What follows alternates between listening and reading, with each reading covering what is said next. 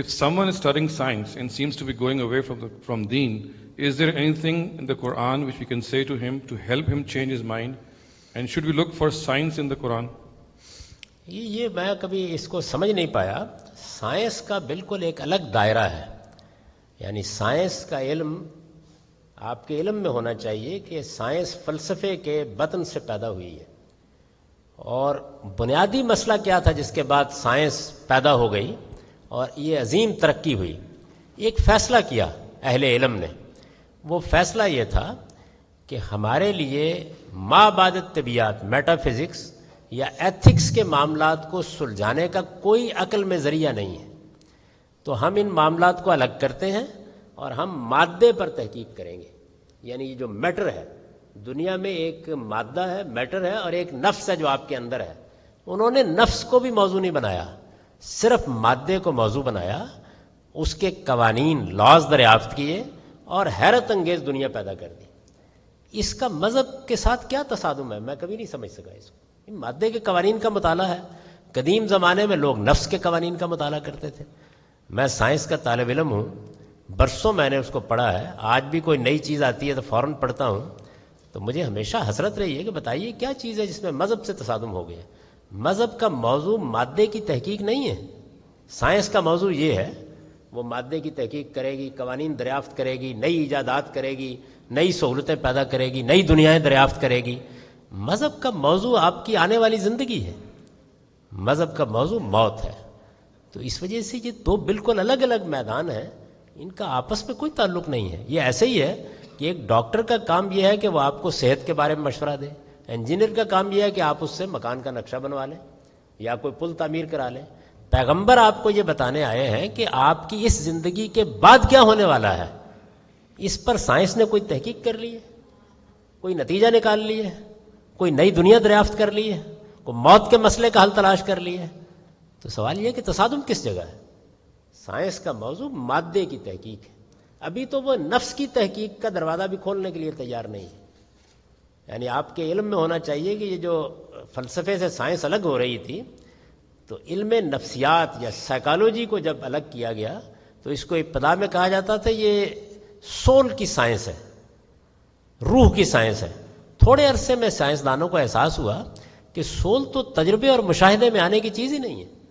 تو پھر اس میں ترمیم کی گئی کہ ہم سول کی سائنس نہیں بنا سکتے، یہ ہمارے بس میں نہیں، ہم بیہیویئر کو دیکھیں گے. تو اب سائیکالوجی سائنس بیہیویئر کی سائنس ہے. یعنی مجھ سے کیا رویے صادر ہوتے ہیں، میں کیا کرتا ہوں، لوگوں سے کیا معاملہ کرتا ہوں. تو سائنس کا اصلی کمال یہی ہے کہ انہوں نے اپنی عاجزی کا اعتراف کر کے اپنی زندگی شروع کی تھی کہ ہم صرف اس دائرے میں محدود رہیں گے جس کو ہم تجربے اور مشاہدے سے گزار سکتے ہیں. یہ بہت بڑا انقلاب تھا.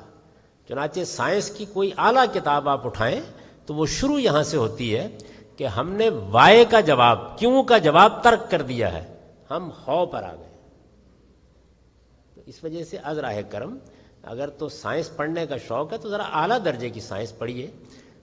یہ کوئی طریقہ نہیں ہے کہ یہ خیال کر کے اچھا سائنس نے مادے کا یہ قانون دریافت کر لیا، یہ قانون دریافت کر لیا تو اس سے مذہب کو کوئی خطرہ لاحق ہو گیا.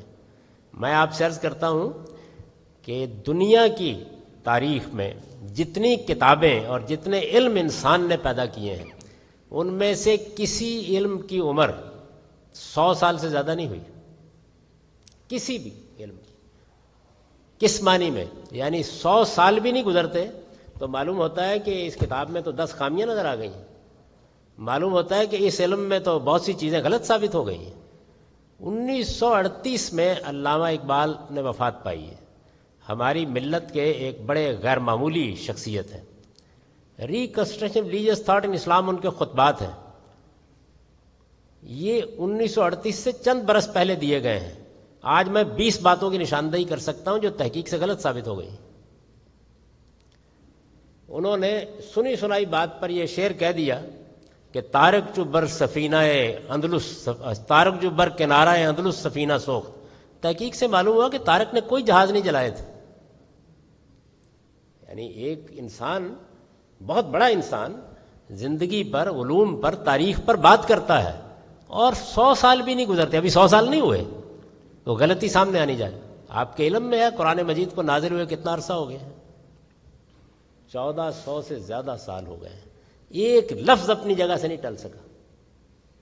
انسانی کلام کی زیادہ سے زیادہ عمر 100 سال ہوئی، ایک لفظ اپنی جگہ سے نہیں ٹل سکا. آج بھی حیرت ہوتی ہے آدمی کو کہ وہ دنیا جو توہمات کی دنیا تھی، وہ دنیا جو کہانیوں کی دنیا تھی، وہ دنیا جو قصوں کی دنیا تھی، اس میں تھوڑی دیر کے لیے مان لیجئے کہ یہ کس کی کتاب ہے، ایک بدو جس نے کبھی پڑھا لکھا نہیں تھا وہ کلام کر رہا ہے، اور آج بھی اس کی پیش کی ہوئی کتاب زندہ اور پائندہ موجود ہے. تو اس لیے سائنس کو اپنے حدود میں رہنا چاہیے. اس کا اس سے کیا تعلق ہے؟ اس نے تو زندگی کی ابتدا یہاں سے کی تھی، پیدا یہاں سے ہوئی تھی کہ نہیں اب ہم ان امور کو نہیں چھیڑیں گے، وہ فلسفے کا موضوع ہے، ہم صرف مادے کے قوانین کی تحقیق کریں گے. اور مادے کے قوانین کی تحقیق میں سائنس نے بڑے کمالات دکھائے ہیں، اس پر شکر گزار ہونا چاہیے. لیکن اگر اس سے تجاوز کر کے سائنسدان کوئی بات ارشاد فرمانے کی کوشش کر رہے ہیں تو ان کی خدمت میں عرض کرنا چاہیے ایاز قدر خود بشناس، یہ آپ کا دائرہ نہیں. اس کے علوم دوسرے ہیں، اس کے دلائل دوسرے ہیں. آپ جس علم کے ماہر ہیں اس پر گفتگو کریں. تو اس علم میں ابھی نہ موت زیر بحث ہے، نہ زندگی کی حقیقت زیر بحث ہے. یہ سارے ابھی اسی طرح پڑے ہوئے ہیں، کوئی چیز نہیں ہے. زندگی جس شکل میں موجود ہے سائنس اس کا مطالعہ کر رہی ہے، کیسے ہو رہا ہے. وہ آپ کو یہ بتا دے گی کہ مرغی کے انڈے سے بچہ کیسے نکلتا ہے، کیوں نکلتا ہے یہ نہیں بتا سکتا، یہ اس کا دائرہ نہیں.